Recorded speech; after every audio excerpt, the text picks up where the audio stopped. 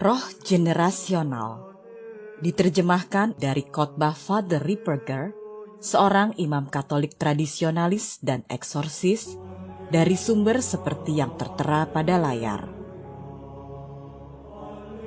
Ada dua pengertian mengenai roh generasional.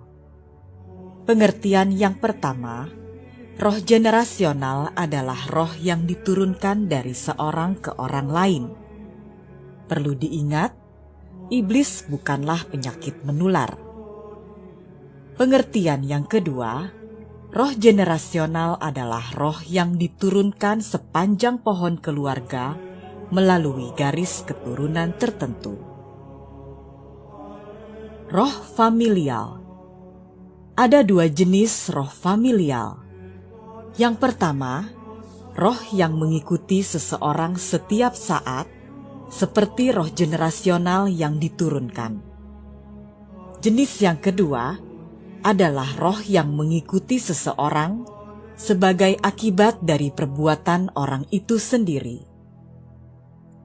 Roh generasional yang akan kita bahas adalah roh familial yang diturunkan dalam keluarga. Roh generasional memiliki roh pelindung yang ditugaskan oleh Allah. Ketika ditugaskan dalam suatu pernikahan yang sah, Allah menugaskan malaikat pelindung pada setiap anggota keluarga. Namun, seringkali setan mengirim iblis untuk menggoda mereka.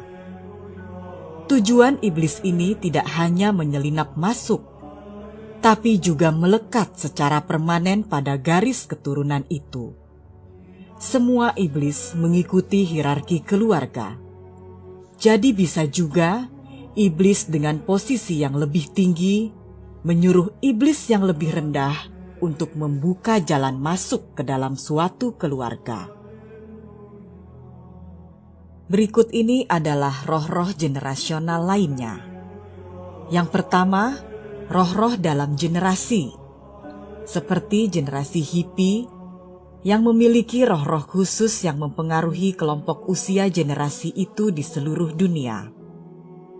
Yang kedua, roh-roh dalam negara, seperti roh-roh yang dikirim ke Nazi Jerman yang mempengaruhi pikiran-pikiran orang dengan tujuan membuat mereka mudah dipengaruhi. Yang ketiga, roh-roh dalam ras, seperti orang-orang Indian suku asli Amerika, orang-orang Hispanik yang masih memiliki warisan Aztec atau Maya, dan lain sebagainya. Yang keempat, roh-roh dalam suatu instansi. Yang kelima, roh-roh dalam daerah, seperti daerah Fresno yang dipengaruhi roh-roh penyakit, daerah Los Angeles yang dipengaruhi roh ilusi atau ketidaknyataan, daerah Alabama, Georgia, dan daerah selatan lainnya yang dipengaruhi roh-roh dari pembantaian suku asli Amerika, dan lain sebagainya. Yang keenam, roh-roh dalam keuskupan. Yang ketujuh, roh-roh dalam keagamaan. Dan yang kedelapan, roh-roh dalam gerakan sosial atau politik atau keagamaan, seperti Partai Demokrasi di Amerika Serikat yang dipengaruhi roh-roh penipuan dan kemunafikan, tradisional Katolik yang cenderung terlalu kritis dan kesombongan yang terselubung, dan lain-lain. Bagaimana roh-roh ini dapat memasuki garis keturunan?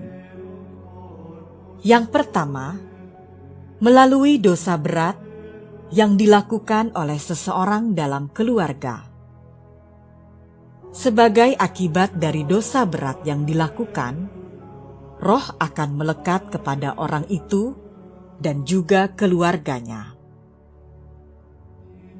Yang kedua, melalui kutukan, seperti dalam kutukan Freemasoneria. Biasanya memiliki masalah kesehatan yang berhubungan dengan pernapasan, dosa yang melawan perintah keenam seperti pelecehan seksual, alkoholisme, kemandulan. Ini merupakan salah satu cara di mana dosa seseorang membuat anggota keluarga yang lain terkutuk. Orang yang belum tentu membuka pintu terhadap kutukan tersebut yang dapat dimulai sejak dalam kandungan. Bagaimana iblis dapat melekatkan diri kepada manusia? Yang pertama, atas izin Allah. Yang kedua, karena dosa yang berulang terus-menerus. Jadi, begitu iblis melekatkan diri kepada seseorang dalam keluarga, ia mengikutinya pulang dan mengganggu orang lain dalam rumah itu agar ia bisa diturunkan kepada yang lain. Sangatlah penting untuk mengetahui bagaimana seseorang melakukan dosa yang mengizinkan iblis masuk dan mempengaruhi orang-orang dalam keluarganya berbuat dosa lebih banyak lagi dan diturunkan dari generasi ke generasi.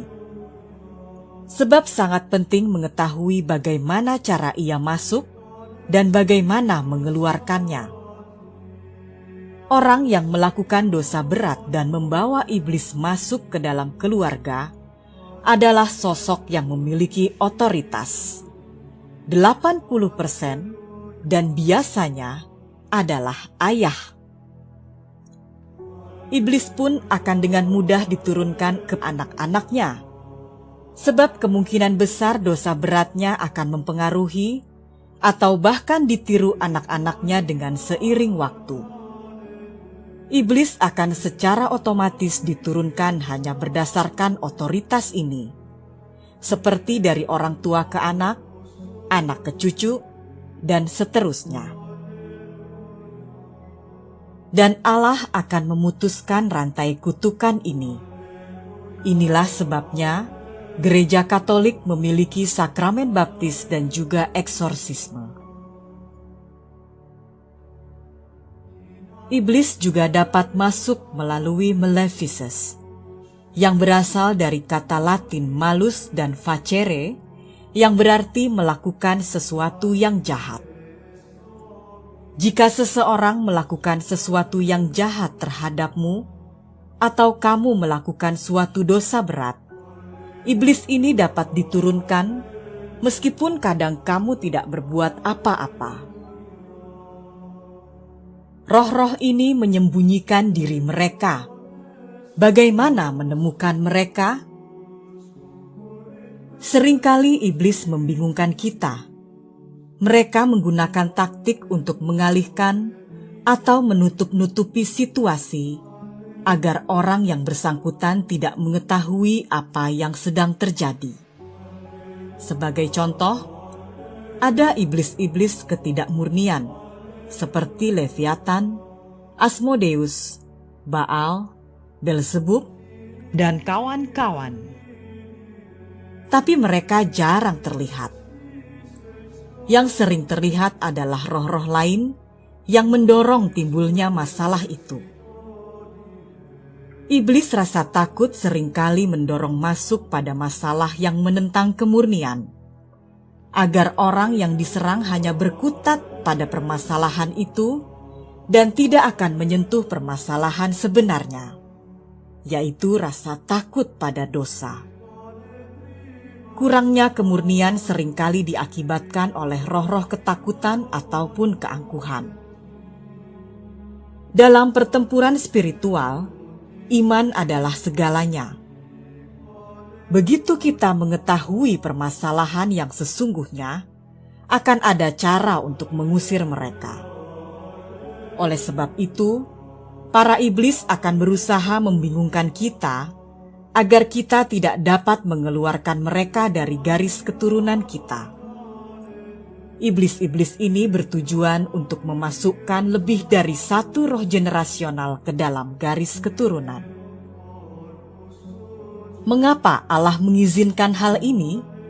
Pertama, untuk menghukum atau memurnikan seseorang dalam keluarga. Kedua, untuk menumbuhkan keyakinan tertentu yang dapat melawan iblis. Ketiga, untuk mempermalukan iblis untuk menghancurkannya.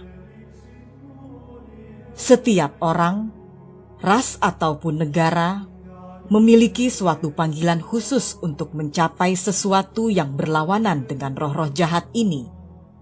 Sebagai contoh, Amerika Serikat yang dipengaruhi roh-roh ketamakan dan penipuan sebenarnya dipanggil untuk menjadi saleh dan berbuat baik, mempergunakan kekayaannya untuk kesejahteraan orang-orang lain. Melawan roh-roh ini, iblis selalu memutarbalikkan panggilan yang benar dalam keluarga kita. Oleh sebab itu, jika kita telah mengetahui roh-roh generasional dalam keluarga kita, kita harus memutarbalikkannya. Sebagai contoh, keluarga dengan roh keangkuhan yang mendorong ketidaksabaran, panggilan mereka adalah untuk menjadi rendah hati. Keluarga dengan roh ketakutan dipanggil untuk menumbuhkan pengharapan dan keyakinan yang merupakan lawan dari ketakutan. Ambillah kebaikan-kebaikan yang dapat melawan kejahatan-kejahatanmu. Inilah yang harus kita lakukan. Amatilah dan carilah kebalikannya, kebaikan yang merupakan lawan darinya. Ini adalah salah satu cara untuk mengeluarkan roh-roh ini. Ada 4 macam roh generasional. Yang pertama adalah iblis perasuk atau possession. Iblis ini tidak selalu diturunkan ke generasi lain dan jarang terjadi. Yang kedua, iblis pengganggu atau obsession. Iblis ini menyebabkan ketakutan, kecemasan, dan lain-lain. Kadang juga depresi. Yang ketiga, iblis penindas atau oppression. Menyebabkan kesengsaraan secara finansial dan lain-lain, dan dapat diturunkan beberapa generasi. Yang keempat, iblis penggoda atau ordinary temptation. Roh-roh ini pada umumnya bisa diturunkan dan melakukan godaan-godaan biasa. Bagaimana mengenali roh-roh generasional? Yang pertama, secara alami.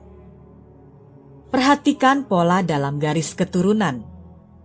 Iblis dapat mengaburkan pola ini dan membuatnya terlihat berbeda. Carilah dosa dan kejahatan yang spesifik, seperti kemarahan, keinginan untuk tidak menderita. Carilah akar dari permasalahan, seperti keutamaan-keutamaan, 7 dosa pokok, dan turunan-turunannya atau filie. Sebagai contoh, dosa ketamakan akan memiliki dosa-dosa turunan seperti penipuan. Keutamaan pengendalian diri yang ditutupi oleh nafsu birahi. Keinginan untuk tidak menderita. Ketidaksabaran yang merupakan turunan dari dosa yang menjadi tanda-tanda bahwa suatu dosa atau kejahatan bersembunyi di balik semua hal tersebut. Yang kedua, melalui pemeriksaan batin. Cara ini seringkali tidak dapat diandalkan, sebab kita sangatlah buta dalam hal-hal spiritual. Allah perlu mengungkapkannya. Kita tidak dapat menebak-nebak. Kita perlu melihat apakah kejahatan atau dosa ini merupakan cara kita mengobati diri kita. Sebagai contoh, kita tidak dapat mengendalikan diri, atau apakah kita hanya tidak ingin terpisah dari suatu kenikmatan atau kesenangan. Seringkali kita perlu memperhatikan garis keturunan, mungkin sejauh 5 generasi. Tapi kemungkinan besar kita tidak mengenal leluhur kita sejauh itu. Seringkali roh itu sendiri yang harus memberitahu kita. dan kita baru bisa mencari tahu tentang siapa yang membawa roh itu pertama kali masuk ke dalam keluarga, yang biasanya memang orang yang jahat. Kita memerlukan rahmat Allah untuk membantu kita mengenal roh generasional yang ada di keluarga kita. Yang ketiga, dengan memperhatikan emosi dalam diri sendiri. Jika kita meratap, mengapa aku menderita, dan selalu merasa penuh amarah, kemarahan mungkin bukanlah akar permasalahan kita. Bermeditasilah setiap hari untuk menurunkan emosi dan menjadi lebih lembut dan arif. Perhatikan diri kita sendiri. Apakah kita memiliki pola yang ada dalam orang-orang lain dalam keluarga, seperti melecehkan secara verbal dan lain-lain? Perhatikan juga rahmat-rahmat yang tidak tampak jelas. Kita harus dapat membedakan mana emosi dan mana rahmat. Allah tidak menggerakkan kita melalui emosi. Rahmat menerangi pikiran, mendorong kehendak. Rahmat sangatlah halus, jadi kendalikan emosi kita untuk dapat merasakannya. Yang keempat, bertanya kepada malaikat pelindung. Malaikat pelindung kita mengetahui iblis yang mengganggu keluarga kita. Ia melihat dan berhadapan dengannya selalu. Jika kita merasa malaikat pelindung kita tidak pernah berbuat apa-apa, periksalah, apakah kita sering berkomunikasi dengannya? Yang kelima, memohon kepada Bunda Duka Cita. Dengan hatinya yang murni dan dalam kedekatannya dengan Allah, Bunda Maria dapat melihat apa yang tidak kita lihat. Hampir tidak ada yang tidak Allah ungkapkan kepadanya. Dengan demikian, Ia juga dapat mengungkapkan kepada kita roh generasional yang berada dalam keluarga kita. Meskipun doa novena dianjurkan, berdoa secara singkat seperti, ungkapkanlah kepadaku roh-roh generasional yang ada dalam keluargaku setiap hari, juga akan mendapat jawaban. Biasanya dalam seminggu, Ia akan memberimu rahmat untuk melihatnya dalam dirimu dan keluargamu. 80% hasilnya bukan apa yang kita kira sebelumnya. Namun kita akan menyadari bahwa kita telah memiliki masalah itu seumur hidup kita. Semuanya akan menjadi jelas. Bagaimana menyingkirkan roh-roh generasional? Roh-roh itu sangat keras kepala dan sangat sulit disingkirkan. Ketika kita telah mengetahuinya, kita harus segera memeriksa kerusakan-kerusakan yang ditimbulkan. Ketika kita telah melihat dosa-dosa turunannya dan memahami apa yang terjadi, kita akan lebih lunak terhadap keluarga kita. Mulailah mengakui permasalahan sesungguhnya, agar kita lebih mudah mengusir mereka. Perhatikan dosa-dosa yang kita sebutkan dalam pengakuan dosa. Bukan dosa-dosanya, tetapi alasan mengapa kita melakukannya, apa yang mendorong kita melakukannya. Kita memerlukan rahmat kejelasan untuk melihat apa yang memicu dosa kita. Akal tidak dapat memilih sesuatu yang jahat, namun harus memilihnya di dalam kebaikan. Seringkali kita memilih sesuatu yang kita pikir baik, namun sesungguhnya itu jahat karena mengandung suatu kejahatan. Sebagai contoh, saat kita mencuri coklat, kita tidak melihatnya sebagai tindakan pencurian, namun kita melihatnya sebagai tindakan mendapatkan coklat. Dengan demikian, kita memindahkan akal kita dengan mengabaikan kebenaran. Seiring waktu, kita tidak lagi dapat melihat apa yang benar. Jadi, Tidaklah mengherankan kalau kita semakin sering berbuat dosa, kita menjadi semakin bodoh. Bagaimana menyingkirkan roh-roh generasional? Yang pertama, setelah mengetahui roh-roh generasional yang ada di dalam keluarga, kita harus memfokuskan diri untuk membangkitkan keutamaan kita yang berlawanan dengannya. Sebagai contoh, jika keluarga kita dilanda depresi, kita harus berusaha membangkitkan sukacita. Jika dilanda masalah yang lain, carilah kebaikan yang dapat melawannya. Berjuang membangkitkan keutamaan dalam diri tidaklah mudah. Namun jika kita tidak bersedia menderita, kita tidak akan bisa mengenyahkan, sebab roh-roh generasional ini tidak ingin disingkirkan. Kedua, berpuasa untuk memperbaiki hubungan dengan diri sendiri. Ketiga, berdoa untuk mengikat roh-roh ini dan pengaruh-pengaruhnya. Berdoalah lebih spesifik dengan menyebutkan sifat-sifat dari roh-roh dan apa yang mereka lakukan. Kita dapat berdoa tidak hanya untuk diri kita sendiri, tetapi juga untuk pasangan dan anak-anak. Kita juga dapat mengikat roh-roh yang ada dalam keluarga pasangan jika kita mengetahuinya, agar tidak mengganggu kita dan keluarga kita. Yang keempat, mohon kepada Kristus untuk mengusir roh-roh ini dari garis keturunan kita. Yang kelima, berdoa rosario.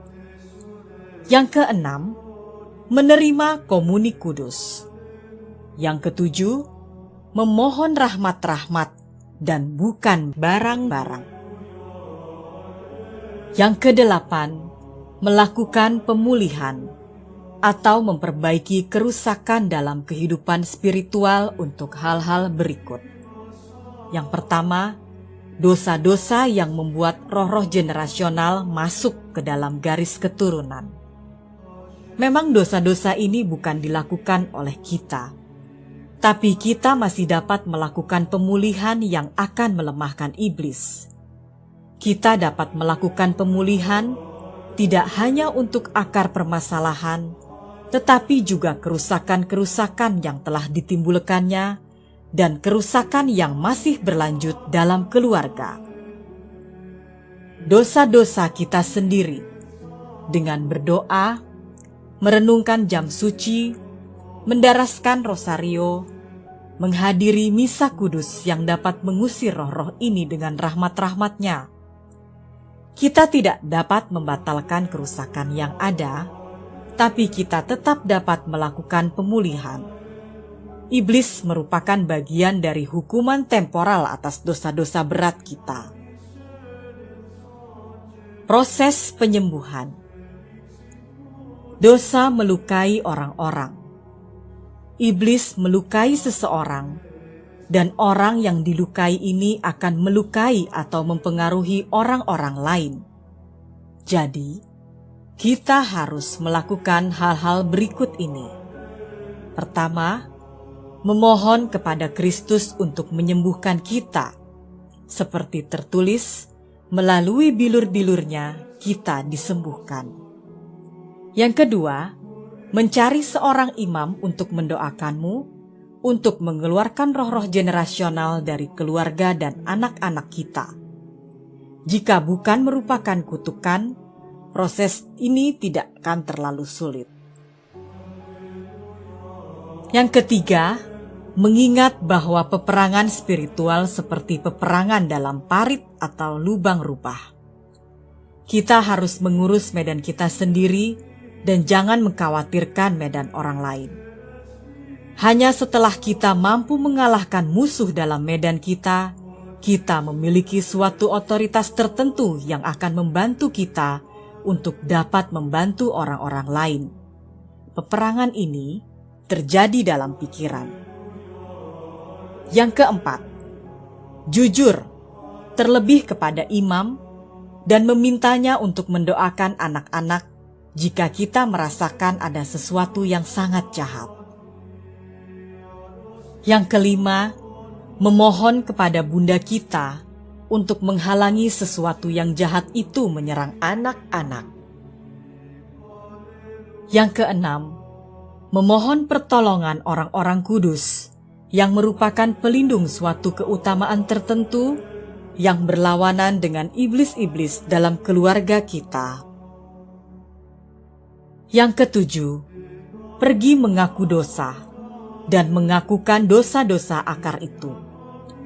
Para imam mungkin tidak mengerti masalah kita, tapi itu bukan alasan untuk tidak menghormati mereka. Para imam harus dihormati karena kedudukan dan fungsi mereka dari Tuhan. Kita juga boleh mengakukan dosa-dosa ringan, sebab jika dibiarkan, dosa-dosa ringan ini dapat menjadi kebiasaan yang membahayakan. Sebagai contoh, rasa takut yang melawan ketabahan dan penyelenggaraan Tuhan. Iman berarti percaya bahwa Tuhan akan melakukan bagiannya. Yang kedelapan, mengakukan pula dosa-dosa masa lalu yang mungkin masih mempengaruhi sampai sekarang dan yang mungkin akan terulang di masa depan. Kita harus memutuskan genggaman iblis-iblis ini atas diri kita.